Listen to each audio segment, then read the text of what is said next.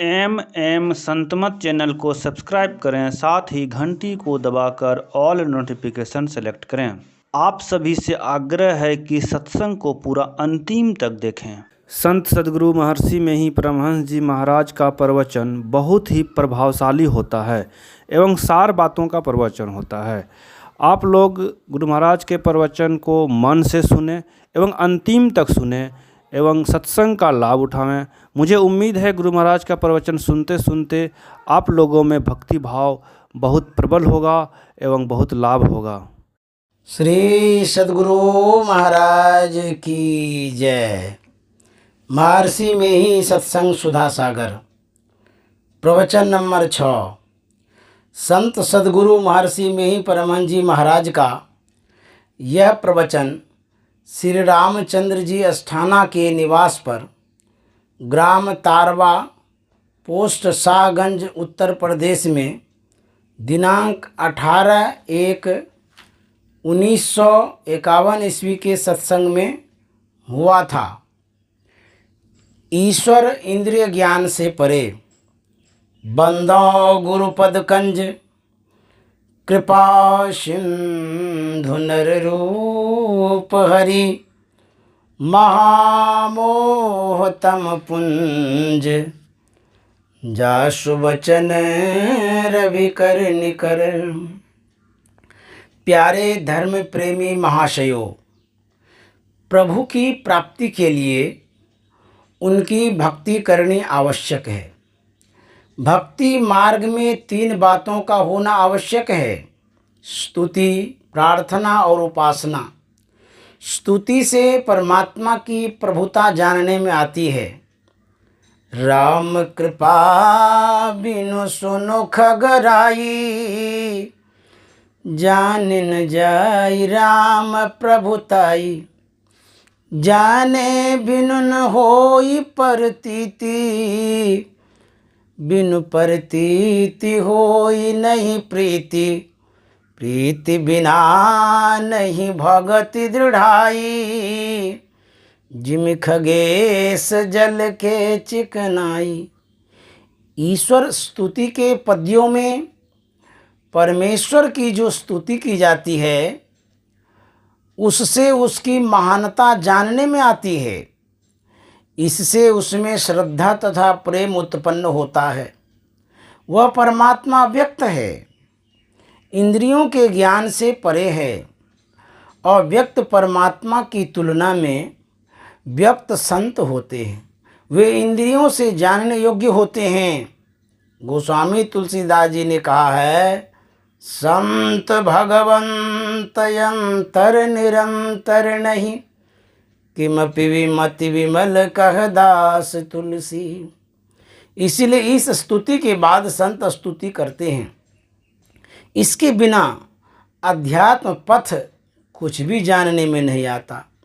फिर प्रार्थना करते हैं, अर्थात परमात्मा से कुछ मांगते हैं। क्या मांगते हैं? मोक्ष। भिन्न भिन्न देवता और सब वरदान दे सकते हैं, किंतु यह वरदान मोक्ष नहीं दे सकते। मोक्ष देना अथवा परमात्मा की प्राप्ति करा देना सिवा परमात्मा के और कोई नहीं कर सकते। अगर दें तो संत ही दे सकते हैं। ओम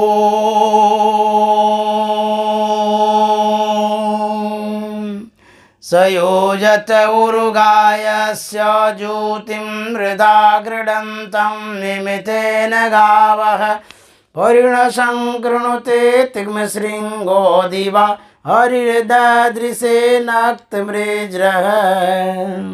सारांश: ईश्वर को प्राप्त करने के लिए हाथ, पैर, गुदा, लिंग, रसना, कान, त्वचा, आँखें, जिह्वा, नाक और मन, बुद्धि आदि इंद्रियां असमर्थ हैं, क्योंकि ईश्वर इंद्रिय ज्ञान से परे है।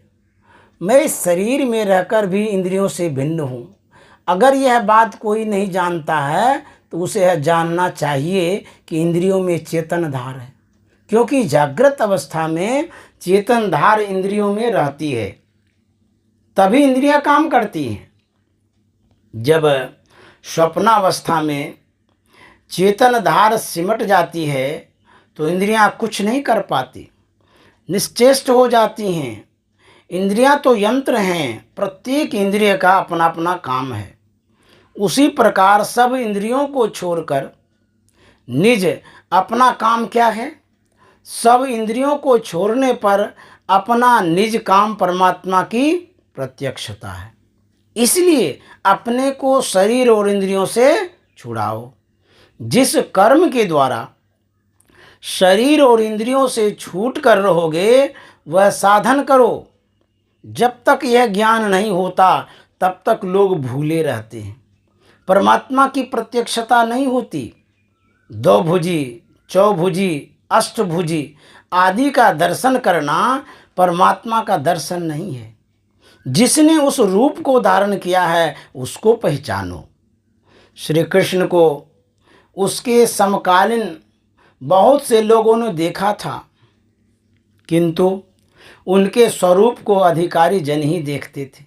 राजा जनक जी की सभा में राम को सब लोगों ने अपने अपनी भावना के अनुरूप देखा था, किंतु योगी लोग उनके निज स्वरूप को देखते थे।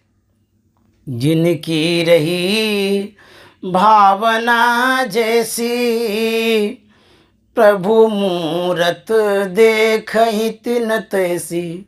देखहि भूप महारन धीरा मनहु वीर रस धरऊ शरीरा। डरे कुटिल नृप प्रभु ही निहारी मनहु भयानक मूर्ति भारी। रहे असुर छल छो निपवेशा तिन प्रभु प्रगट काल सम देखा। पूर्वासिन देखे दो भाई नरभूषण लोचन सुखदाई। नारी बिलो कई हरसिय निज निज रुचि अनुरूप। जनु सोहत श्रृंगार धरी मूर्ति परम अनूप। विदूषण प्रभु विराटमय दिशा बहुमुख कर पगलोचन सीसा। जनक जाति अब लोक ही कैसे सजन सगे प्रिय लागहि जैसे। सहित विदेह बिलोक ही रानी शिशु सम प्रीति न जाई बखानी। जोगिन परम तत्वमय भाषा शांत शुद्ध सम सहज प्रकाशा। हरि भक्तन देखे दो भ्राता इष्ट देव सब सुख दाता। अर्थात केवल संत योगी के अतिरिक्त उनके यथार्थ रूप को और कोई नहीं देख सका। भगवान श्री कृष्ण के संग संग अर्जुन रहते थे, किंतु भगवान ने यह नहीं कहा कि तुमने मेरे रूप को देख लिया अब काम समाप्त हो गया, बल्कि यह कहा अव्यक्तम व्यक्तिमापन्नम मन्यन्ते माम बुद्धयः परम भावम जानन्तो ममाव्ययमनुत्तमम्। गीता अध्याय 7 श्लोक 24। अर्थात यद्यपि मैं अव्यक्त हूँ तथापि मूर्ख लोग मुझे व्यक्त अर्थात देहधारी मानते, परंतु यह बात सच नहीं है, मेरा अव्यक्त रूप ही सत्य है। फिर जब अपना विराट रूप नारद को दिखलाते हैं तो कहते हैं तू मेरे जिस रूप को देख रहा है यह सत्य नहीं है, यह माया है। मेरे सत्य स्वरूप को देखने के लिए इससे भी आगे तुझे जाना चाहिए। महाभारत शांति पर्व। अगर अर्जुन का काम समाप्त हो गया होता तो फिर गीता जैसे सुंदर सदुपदेश देकर यह करो कहकर कर्म करने के लिए भगवान क्यों प्रेरित करते। अतः किसी के रूप को देखकर उसके स्वरूप को नहीं जाना जा सकता। गो गोचर जह लगी मन जाई सो सब माया जानऊ भाई। इसलिए यह बात आवश्यक जाननी चाहिए कि उसको अपने से कैसे जानेंगे। जो पाप कर्मों से निवृत्त नहीं हुआ है, जिसकी इंद्रियां अशांत हैं, वह इसे आत्मज्ञान द्वारा प्राप्त नहीं कर सकता। अर्थात पाप कर्मों से नहीं बचने वाले का मन चंचल रहता है, इंद्रियों में बंधा हुआ रहता है, विषयों में आसक्त रहता है। इस कारण वह असमर्थ है, क्योंकि चंचलता के कारण अपने को समेट नहीं सकता। नहीं समेटने से ऊर्ध्वगति नहीं हो सकती। ऊर्ध्वगति नहीं होने के कारण पर्दों आवरणों का छेदन नहीं हो सकता और न कैवल्य प्राप्त हो सकता है। कैवल्य प्राप्त के बिना कोई परमात्मा स्वरूप को प्रत्यक्ष नहीं कर सकता। इसलिए मनुष्यों को पापों से अलग रहना चाहिए। पापों से अलग रहने वाले का हृदय शुद्ध होता है। तब सूचे भाड़े साचु समावे बिरले सूचाचारी। तंते कौ परम तंतु मिलाया नानक शरण तुम्हारी। बाबा नानक का यह वचन पूर्ण रूपेण लागू हो जाएगा। मृतक का शरीर और इंद्रियां निश्चेष्ट रहती हैं। उसी प्रकार जो अपने शरीर और इंद्रियों को साधन द्वारा साध कर रहता है, वही मृतक है। मृतक शरीर में नारी नहीं रहती, नारी बंद हो जाती है और मर जाता है। अर्थात शरीर के त्याग को मृतक कहते हैं। इस प्रकार ध्यानाभ्यास में जिसकी नारी बंद हो जाती है, वह अंतर ही अंतर प्रवेश करता है, तथा जैसे जैसे वह अपने शरीर में डूबता है, वैसे वैसे उसकी इंद्रियां शिथिल पड़ती जाती हैं। आत्मबल प्राप्त होता जाता है और इंद्रियां सधती जाती हैं। धीरे धीरे उसकी इंद्रियां बिल्कुल सध जाती हैं। शरीर से छूटना मरना है। जो स्थूल शरीर से सूक्ष्म में तथा सूक्ष्म से कारण में एवं प्रकार से साधना द्वारा सब शरीरों को छोड़ देता है, वह पूरा मरा हुआ है।